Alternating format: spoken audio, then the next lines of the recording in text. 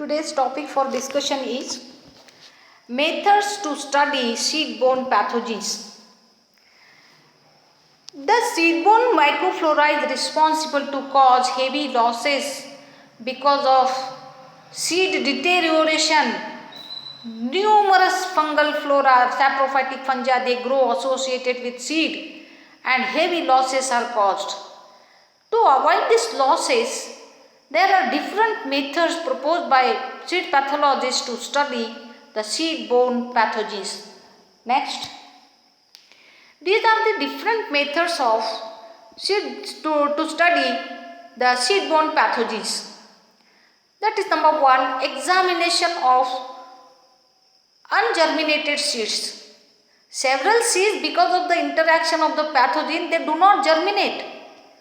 And how to examine the ungerminated seeds? Let us see. The examination of ungerminated seed is mostly done by following three methods. Number one, inspection of dry seed. Number two, examination of suspension obtained from the washing of seeds. Inspection of dry seed, examination of suspension obtained from washing of seeds, the whole embryo count method. These are the three very important methods which are used for examination of ungerminated seeds. Next, the inspection of dry seed. How to inspect the dry seeds? The dry seeds are examined for removing impurities such as soil, plant debris, sclerotia, galls, insects, smut balls, etc. Also for symptoms such as discoloration, malformation and infected dot or fruiting bodies or hyphal mats on the seed surface. All these things has to be seen. The damaged seeds also be removed because that promotes the fungal growth. The impurities are classified partly as inert matter in the international rules for testing. To carry out such examination, use a low power microscope with magnifications up to 5 to 60 times as well as a good light for the observation. Next, another method, that is examination of suspension obtained from washing of seeds. Take double sterilized distilled water. What is double sterilized distilled water? The distilled water you have to sterilize in autoclave at 120 degrees Celsius temperature two times. Then that water you have to use. That water is now double sterilized water, and that is the clean water. And you take a double sterilized distilled water in a clean sterile conical flask containing test seeds and shake for a fixed time. Okay. The washed seeds contain externally borne seed microflora. That means that microflora, that fungi, they are associated on the seed surface. They are washed in the water. Okay.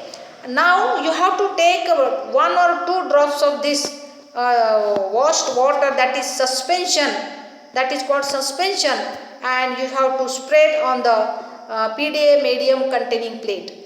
Generally we use potato dextrose agar medium. All this has to be done in sterile condition in laminar flow only to avoid the laboratory contamination and to avoid the environmental pollution. Incubate the inoculated plates at room temperature, that is 22 to 23 degrees Celsius temperature, and observe that plate every day. You will observe colonies of different colors on the medium, and these colonies are from the spores which were associated with the seed, and they are washed in the that sterile water which we have added. Okay. And identify the fungal flora, identify number of many types of colonies occur, and prepare a slide of each colony and identify the fungus on the basis of spore type, color of colony, growth pattern, and all key factors. You have to follow the identification key for the identification of fungi. Next, the whole embryo count method. This is also used by seed pathologists. In this case, boil the test seeds for 6 minutes and then rinse with tap water. Again boil test seeds in 5% NaOH for 5 minutes. Leave the seeds for 7 to 9 hours at 53 degrees Celsius temperature and in a 2.5% solution of NaOH, to which we have to add 2.5% formalin. This part of the procedure has hardening effects on embryo. Transfer the embryos to 50% alcohol for 2 hours and then in 70% for 2 hours, and finally have the embryos overnight in 95% alcohol. They may safely remain in the solution for several weeks. Transfer the embryos for 1 to 2 days before the analysis. Now transfer to glycerin to render them clear and translucent. Then you have to examine the embryos with a stereoscopic microscope at 20 to 40x magnification for the presence of mycelium. Okay. Again, now these are the methods to study seed-borne pathogens. Incubation test. What is incubation test? In this case, there are two methods again. The blotter test and second is the agar plate test. Next. This is the blotter test. What is blotter test? Take a clean new sheet of blotting paper. Cut it according to the size of lower pair of the petri dish. Arrange 1 to 2 round blotting papers in the petri dish. Make it wet with the help of sterile distilled water. Inoculate seeds onto the wet blotting paper. You have to keep the seeds on the wet paper at equal distance. And close the paper. Why to keep it on equal distance? To create an equal environment for all the seeds which are kept in the plate. Okay. Close the petri dish and incubate at room temperature, and that is 23 or 24 degrees Celsius temperature, and observe that plate every day for the fungal growth on the seeds. Identify the fungi by following identification key. This is the blotter test method. Next, the agar plate method. The agar plate method, generally we are using potato dextrose agar medium, and that medium amended plates were prepared for the isolation of seed-borne fungi, and the seeds were kept onto the medium containing plate and incubate the inoculated plates at room temperature, that is 23 to 24 degrees Celsius temperature, and observe the plate daily to get different types of seed-borne fungi. All this has to be done in the sterile condition to avoid environmental pollution. Next, the freezing method. This is one more method of study of seed-borne pathogens, that is the freezing method. This method is proposed by Lemonard in 1966. It was a modification of blotter method. The seed is sown on blotter. The cereals are incubated at 10 degrees Celsius temperature for 3 days to induce germination. The seedlings are then frozen overnight at 20 degrees Celsius temperature and subsequently incubated at 20 degrees Celsius for another 5 to 7 days. The dead seedlings provide a substrate for profuse development of fungi such as Fusarium and Septoria in cereals. The bacterial growth can be stopped by adding an antibiotic such as streptomycin or tetracycline to the blotters. Okay. Next, this is one more method to study seed-borne pathogens, that is seedling symptom test. In the blotter and agar plate methods, the medium used is entirely artificial. An approach to establish more manure, that is natural conditions, is more manure conditions is obtained by sowing the seeds in autoclaved soil gravels.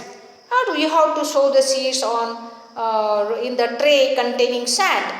Under standard conditions, the temperature and moisture, the infected seeds and seedlings may develop symptoms comparable with those developed under the field condition. Okay. For certain pathogens, the procedure of this category provides information pertaining to field performance of the seed lot in relation to seed-borne and seedling diseases. Next, one more method. This is what adverse effects of seed-borne diseases. One more method is there, Hitness brick stone method.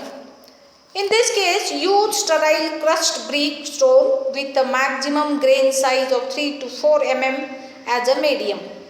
Moisten the medium with water and sow the 100 kernels, well space them in each container and cover with 3 cm of medium. Okay. Place the containers in darkness at room temperature and record the results after 2 weeks. The results should be recorded after 3 weeks also. Remove all seeds and seedling from the medium to enable close examination of the roots and coleoptiles for sign of the disease, and also to enable recording of those seedlings that have been incapable of penetrating through the medium. Next, sand method is one more method for study of seed-borne diseases, that is sand method. Use sterile fine-grained sand, well wetted as a medium. Cover the seeds with 3 to 4 cm deep layer of the water saturated brick stones, or with a 2 to 3 cm deep layer of coarse grained sand. Okay. The amount of water needed may vary according to the containers used. Incubate all the containers at laboratory temperature for 2 weeks and then take the observations. Next, one more standard soil method. This method is firstly proposed by Swedish government seed testing station in 1974. The basic material for the medium is uniform soil mixture composed of 4 parts of clay and 6 parts of peat with fertilizer added. This is called pea soil, and 1 part of sterilized sand and 0.06 part of water for 5 minutes to get uniformity. Okay. Plastic multi-pot trays were used. The multi-pots are filled, the tray wiped off, and the seeds are planted. A thin polythene bag is pulled over the tray to the moisture throughout the incubation, to get the moisture throughout the incubation period. Another method to study seed-borne diseases, that is standard soil method. In Sweden, cereals are kept at 10 degrees Celsius temperature for 2 weeks for development of fusarium. The symptoms are easy to observe and the percentage of attacked seedlings can be recorded. Counting may be done after 2 to 4 weeks depending on the kind of seed and temperature. Every seedling is picked up and examined. After use, the soil is sterilized by heating at 95 degrees Celsius temperature for 20 to 30 minutes and can be used again. Next, one more method to study seed-borne diseases, that is test tube agar method. In this method, select a test tube of 1 to 16 mm diameter and add 10 ml of water agar into the test tube. Sow 1 seed per test tube on water agar and incubate at 20 degrees Celsius temperature or another suitable temperature according to pathogen and host under the artificial daylight tubes. Okay, for 12 per 12-hour cycle. Okay, cover the test tube by aluminium foils to retain the moisture. Remove the soils when the seedlings have reached the cover, and the length of incubation is determined by the time needed for the development of seedling and symptoms. Record the observations on seedling. Water agar may be replaced by nutrition or selective medium, or nutritional matter may be supplied later after the development of the seedling. Next. This is the plate, and this mycoflora was associated with wheat seeds. This is the mycoflora, that is the mycoflora of wheat seeds. Next. Thank you very much. Save trees, save earth.